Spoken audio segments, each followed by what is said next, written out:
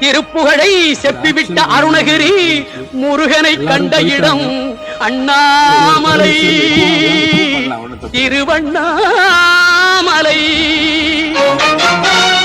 நித்தம் தவம் கிடந்து பக்தி பெருக்கோடு தேவன் முருகனை கண்ட இடம் மருதமலை.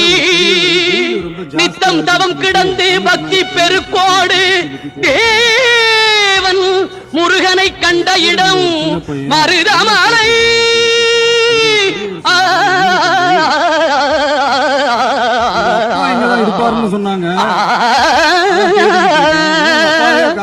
மலைகளில் சிறந்த மலை மருதமலை.